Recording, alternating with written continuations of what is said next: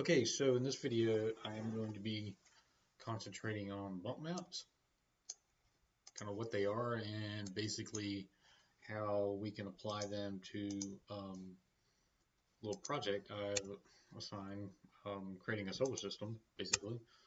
And I'll kind of walk through kind of making like the sun and showing how to apply an image to, say, like your Earth, and just kind of make up your own planets, basically, in that fact. So let's get started. So bump maps basically are not like a displacement map where they alter the geometry. They actually just alter the image. In other words, letting the alpha channels kind of make make the elevation look different. So in other words, the way this Earth is sitting here. Let me see if I can bring up my hypershader.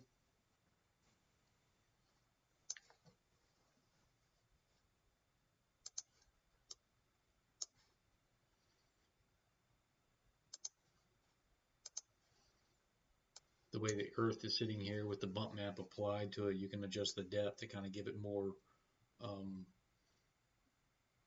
more of a raised look, just with an image basically, and it's basically just a black and white alpha image of the same texture map. In other words, so like in the planet folder that I've sent across, you'll probably find these seamless textures for some of these planets. You'll see like a regular color diffuse one, and then you'll see like a black and white one. That's the bump map of each one.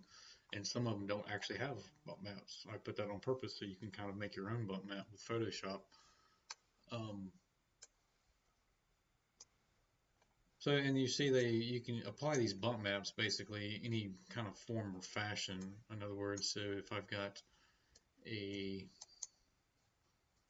sphere here,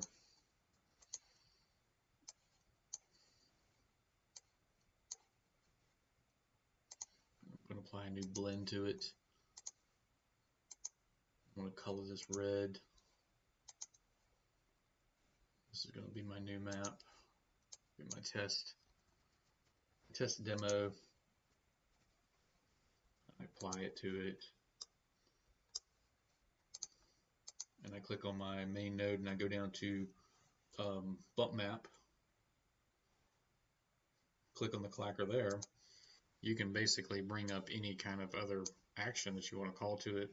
You could add another file to it, which would be a black and white alpha, or you could add just like a simple noise to it and then adjust it from there. So now your node, if you notice your node here has got many more nodes of information, or your graph here has got many more nodes of information in it that you can kind of adjust, make it kind of look right. You can adjust the depth. The depth is the biggest one to kind of give it that little feel. And then it starts to, not altering geometry, you actually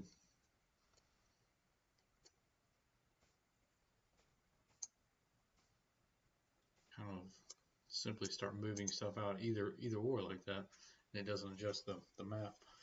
So the assignment I've given out is the solar system assignment, which I like to do because it's good practice for adding bump maps and then creating basically your own textures and creating your own bump maps for those textures.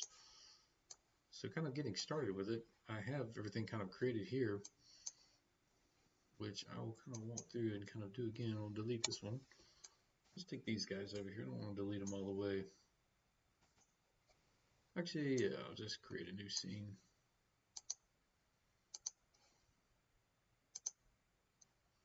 Start over from scratch.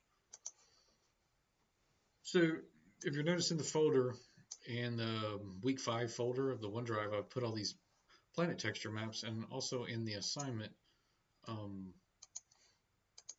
I put up the links to different texture maps. Basically, these are all seamless, and we'll talk about that later on. But if you click on these, you can download these seamless maps here, and they all fit around. This is another website here that's linked there. That's kind of click these. You can download these however you want to. They download. See. But I have put most of them in the week 5 folder of the OneDrive. So once you grab these, the best thing to do is to create your project folder, create a new project window, create planets. I'll just go ahead and do this.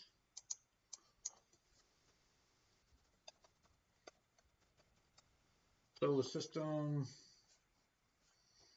I want it to be on my desktop because I don't want to go very far from it. Select, accept.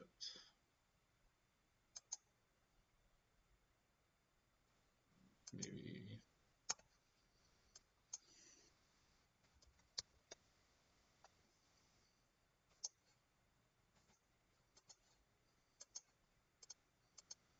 back up here. Project window, new, planets, planet project. I want it on my desktop.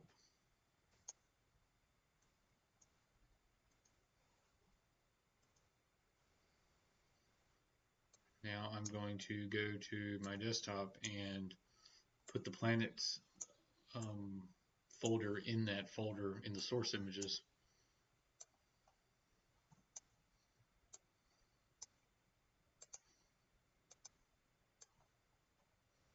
If I can close everything, or not close this video, let me pause it. There we go. Here's my planet projects.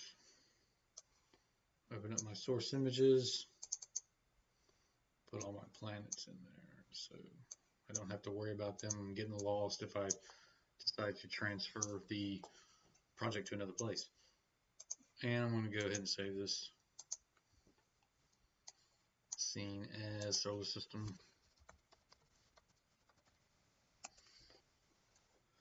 So first thing I want to do is make a sun. And in the project, I don't have it rendered out. You don't have to have it rendered out as, in an Arnold render, because we're going to use the Maya software render for now, which is basically this here render right here. Whenever you open up your render box here, you'll be able to see it. So I'm going to start, and the good thing about planets, most of those textures are all seamless, so you can just add spheres for them. You don't need to like add a cube and combine them, mesh them down to make circles. We'll talk about that later with the UV mapping aspect of it. But so I'm just going to add a blend to this right here to give it that color, because I'm not going to add a sun texture. So this is kind of a demo on that. So basically I'm going to create a blend. I'm going to call this one sun. And I'm just going to start like yellow to kind of get me there. But I'm going to change my incandescent to like a fire, like red. Maybe a little warmer, or a little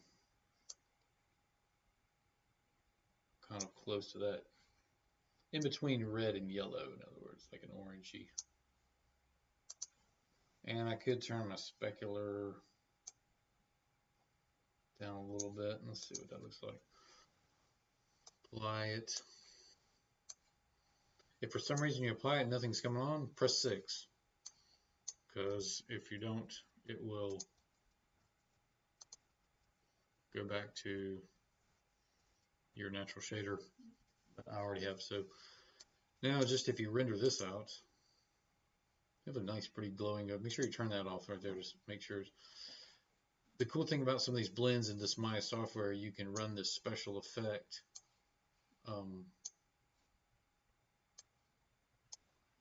affect the glow. Now, if it's not showing up here, then you'll have to go back out to the material attribute editor here, in other words, and you'll be able to see it there, special effects. I can see it here. I know sometimes you won't be able to see it in this channel attribute editor in the hypershader box compared to the outside. I don't know why, but sometimes I run into that problem. But check this out. You crank this glow intensity up. Pretty cool.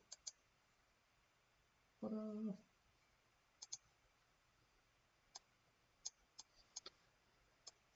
Now, talking about bump maps, say I want to give my sun a little bit of more texture than just a glowing smooth orb. So I'm going to add some noise to it as a bump map. This is kind of our subject for the day.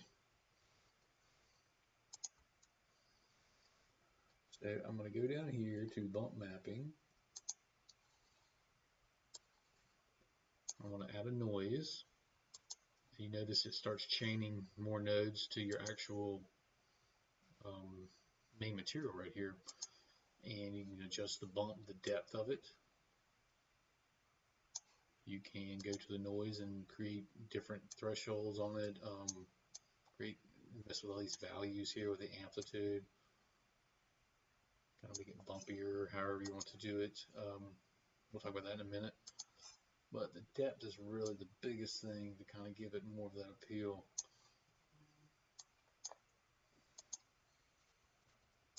Now, if it's not applying to it, press 6. Oops. And it'll apply on that. That's a little too much.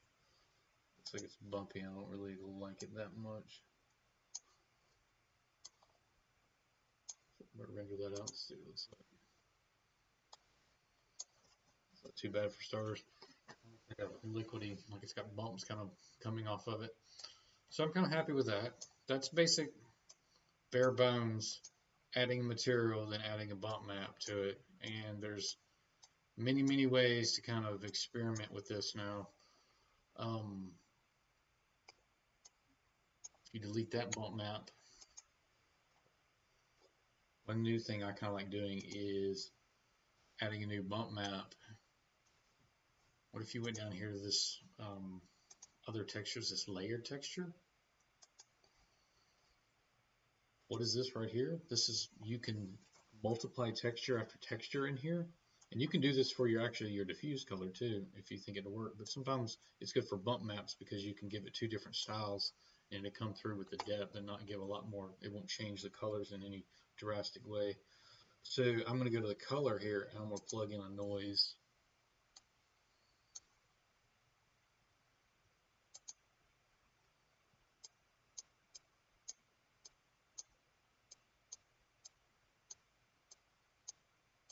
I'm going to have that one really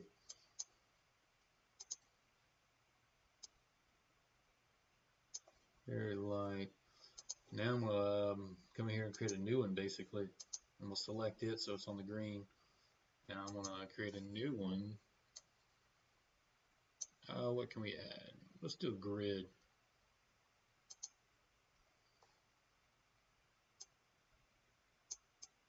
Not sure if a grid will work on, let me add another one. This may be a bad example. I'm just going to add another noise basically. To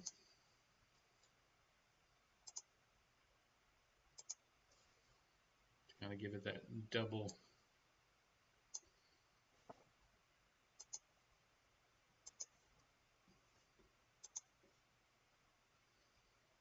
So now I can kind of go and adjust this one compared to the other one too.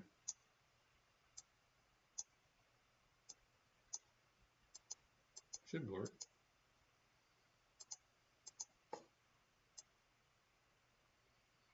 Kind of a double deal here, in other words. And I'll let you play with that, but I'm just kind of more or less letting you know that you can actually multiply these bump maps and texture layers, or you can just go straight. I deleted that and just went straight.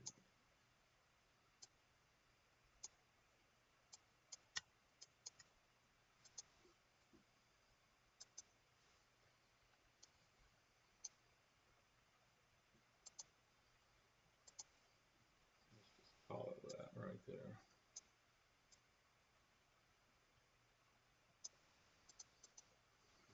Move on. We'll do a layer texture here in a minute. Okay, so the next one, say if I wanted to start adding my earth. Show you how to lay a seamless texture in there and add the bump map to it. I'm going to add another sphere. I'm going to clear this one out. I'm going to add a Lambert this time because when I add files, I don't really need all that specular levels and all this stuff. So I'm going to add a file. Now I have two new nodes here. I'll go to my file node and I'll go to my image, and it should be bring up the source images of your project folder. Go to your planets. Let's see, the Earth, regular, diffuse. Go, going to apply it, and it's going to apply it seamlessly because that image that I had was already a seamless image, kind of a panoramic altered image, but it's real flat, so I'm going to add a bump map to it to kind of give it that depth. Bump mapping. Oop, no, I don't want this. Is my one. There we go.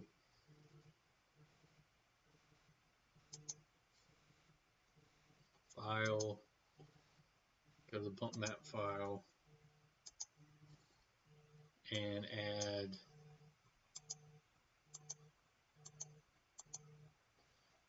I'm going to add this higher in contrast one. There's two of them in there, and I kind of made this one more higher in contrast so you can kind of finagle it more. That's the one I'm going to use. And you kind of adjust it down, or you can adjust it up, however you want to do it.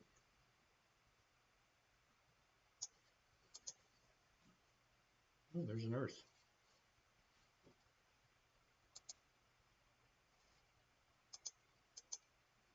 All the way. So now if you notice, and obviously if I was this close to the sun, we would surely be doomed. But you can see the texture, the bump map coming through on the final, or the render. It's looking pretty good. Now there's lots of experimenting you can do with creating your own, which I would say create your own planets. If you want to make a displayed version of all the textures that are on there, go right ahead, but I like to make my own planets sometimes and experiment with things. Some of what we did in class, I used a ramp for a color, so I added my blend. If you're not familiar with what a ramp is, I'll show you. Go to your color, add a ramp, and a ramp is basically what it sounds like. It gradients from one color to another, and you use it by the slider thing here, basically. If you notice, if I apply it to here now, let me change the name of this.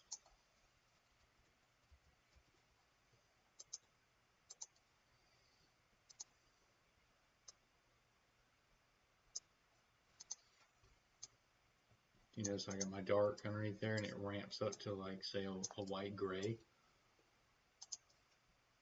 And you can change that kind of anyway. You slide these two sliders here. This is your beginning, your end, or your beginning, your end here. If you want to change colors of these, you just smash on the selected color, the red.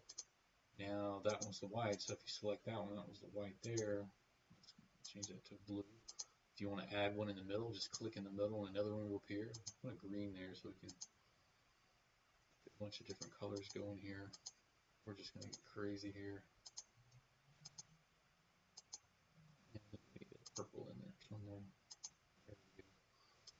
So now it kind of basically emulates my ramp on my sphere there, which it looks kind of smooth.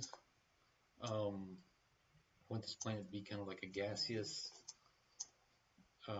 orb planet that looks smooth from space. So what I'm going to do is I'm going to go to the specular level, specular color of it. Make sure it's pretty high level so you can actually see it.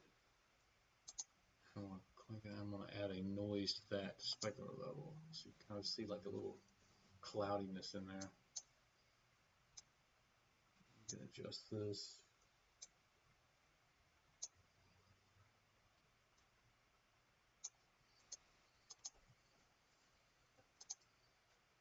Now when you spin it, it kind of looks like a little lights in there, basically, maybe like the environment's airing out. Let's see what that looks like in the render next to everything else. It's probably gonna, you can actually change the color of the light shining on it too.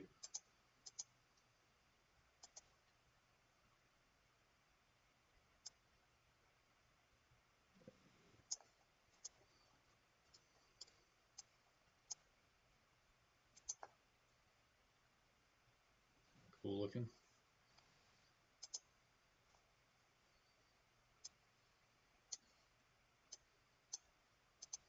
So bump maps work the same. If I were going to create now, I don't have a texture, like a seamless texture for these, but I'll demonstrate what I'm talking about with, like, say, a plane. Say if you have a, well, I think the one I demonstrated in class was like a raindrop texture, and you can find any kind of texture off the internet. Raindrop texture, make it kind of look cool. Here's the one I've been using. I'm just going to save it to my source images because that's where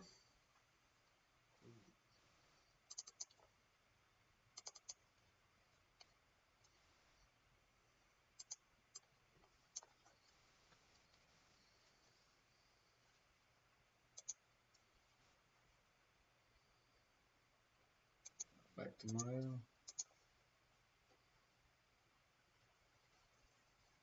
hypershare.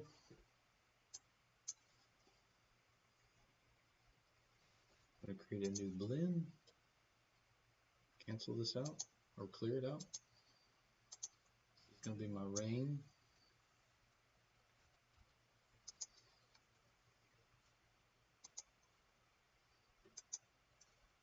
Add a file. Go to that image. It's in the folder above my planets. Still in my source image folder, so I'm still good. And I'm just going to add it in there. So you see, if I want to make a bump map of this, basically, and here's kind of my jump to Photoshop.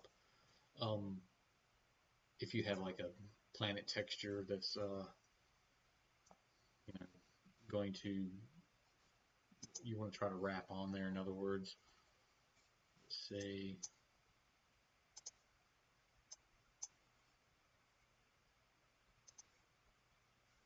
that's probably what I should have done first. Kind of demonstrate the seams. If you notice, that's cool. And then when I make a bump map texture, but you'll notice there's a seam right there, which I've got to get rid of. And plus, you're always going to have this like twisting up there, so you'd need to like work a little bit of polar, just in the polar coordinates on it. But you can kind of get rid of the seam just in Photoshop, basically, pretty easy, and create a texture map for it. So what I'll do is I'll open up Photoshop.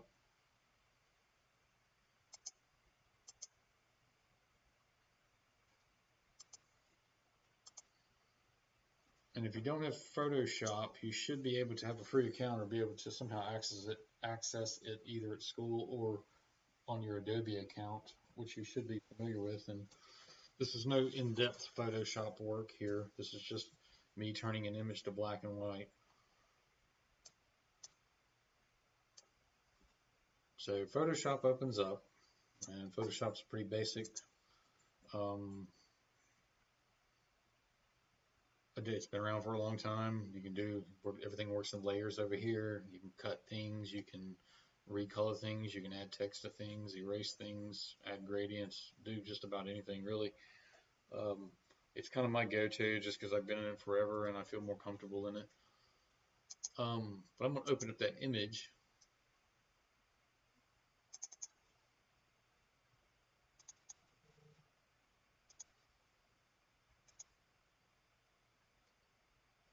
And if I just want to make a bump map right out of the get-go before I do anything, I'm going to go up here to image, go up here to mode. It's in RGB color, and I just need to make a black and white of it because that's what my bump maps are. Just hit grayscale. And it's going to ask you to merge the layers, which because this is a background, which is fine. So, and voila, you got your bump map. Now you want some contrast in this, so you can go over to brightness and go to add adjustment layer. Where it's up here, filter maybe in here somewhere. I just always go to my adjustment layers over here. what that does, it adds a layer on top of this layer here where you can add different, manipulate the color and stuff. So like that one earth bump map, I gave huge contrast to it. I'm just going to crank the brightness up a little bit, then I'm going to crank the contrast up, but turn it down a little bit. And if that's still not good, you can keep adding layers. So now I've got another one I can add more contrast to. And this will work as my bump map basically. So if I were to save this, rain bump,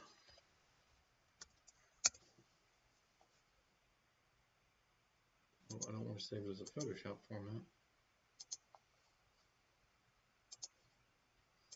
Save as a JPEG.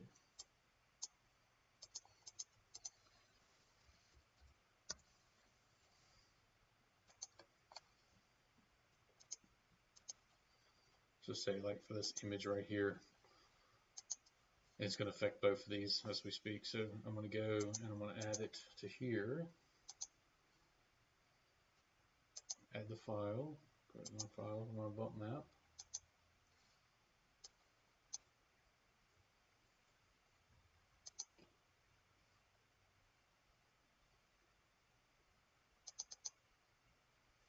Did I not save that in the proper folder? Oop, nope, we just didn't save it. It should be there now. There it is. Cool. So now you notice how it gave it that three-dimensional look. Go and adjust it. And it's making my planet look really cool. But I still got that seam there that I'm going to fix. But I'm going to delete this because I'm going to have to alter the original photo and I'll have to make another bump map. So I'm going to edit this back, turn this back, turn the clock back. This is a quick way that I do find the seams. I just go to here to the select tool here. And I just usually cut out this side because what we're going to do is get rid of the seam here. We're going to like kind of merge this side with this side over here. So I have this part selected, and I'm going to make this a back layer. Just double click on it so it becomes a layer, not a background that's locked. In other words, but I still have it selected. I'm going to layer copy. So that added another layer of just that selection right there. So what I'm going to do is select, I'm just going to move it to the other side with the arrow key. If you press shift, it goes faster. And basically you got to mirror it. So this side needs to be on that side. So I just, really quick here, I'm just transforming, I'm just doing the scale. And I'm not pressing shift, or actually I am pressing shift. So it's just kind of like uniformly scales over there. Now I'm just going to kind of blur these two together because these will be blurred together. Like the colors will all match. Like this will kind of match that as it comes in. So I'm just going to take my eraser. And like I said, you may find ways to do this that are easier. I'm just going to post a few links of people doing this, how they go about doing it, but you don't really have to be a super genius at Photoshop to kind of figure this out. And I'm probably doing it, could be doing a long way. I'm not really sure, but it seems to work. And I'm going to blur it. Take away those edges a little bit. But the only problem is I'm still going to have this crimping at the top. And you could mess around with the this polar coordinates. That kind of will do that. But for right now, I'm just going to name these two together right here. So I have this, and I'm going to save this.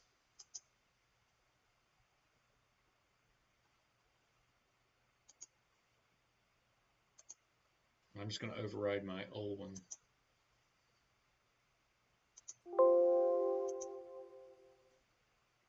I want to replace it.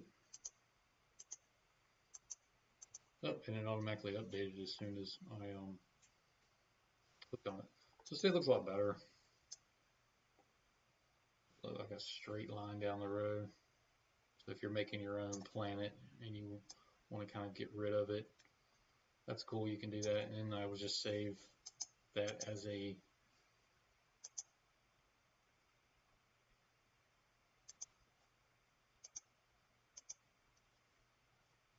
bump map.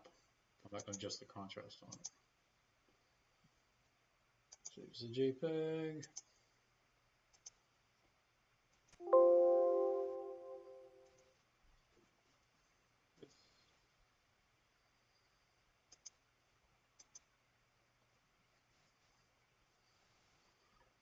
Go to my bump map.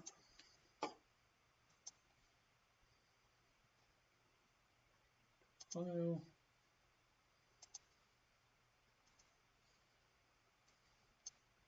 Add the new rain bump. Open. Not too bad.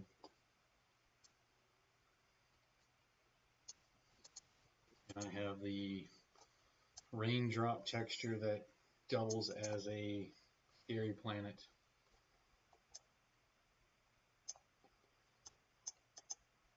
So that's kind of an explanation on how to kind of make a bump map, basically. And I'm sure this will come in handy in the next little video. I'll kind of go over like kind of the map, the rings, and kind of mess around with the UVs, and we'll go from there. But we'll get further on down the ladder of bump mapping placement with the material, because this is going to work the same in Arnold, the Arnold standard surface shaders.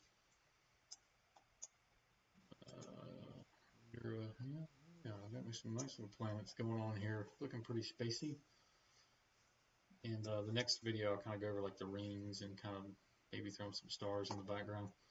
So, okay, well, yeah, so that's kind of a bump map overview. I'm going to start on applying them to making a solar system and coming up with what you can in the file with all the maps, with all the planets. I have the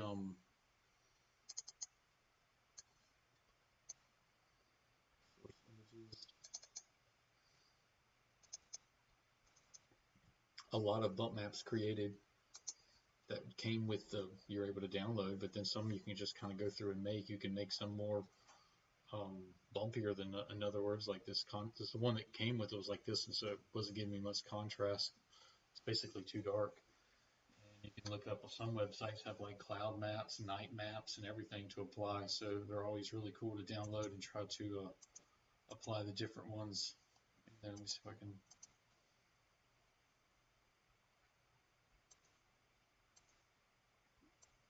find the website. Yeah, there's a cloud map, there's the city lights map. Try downloading some of these things and adding them to like the bump map or the specular channels and seeing how well you can kind of manipulate them. It's really fun. So, and we'll chug along further with them, like doing some Saturn rings and setting up any kind of other objects you want to put in there. So, okay, until next time, thanks for watching. Bye.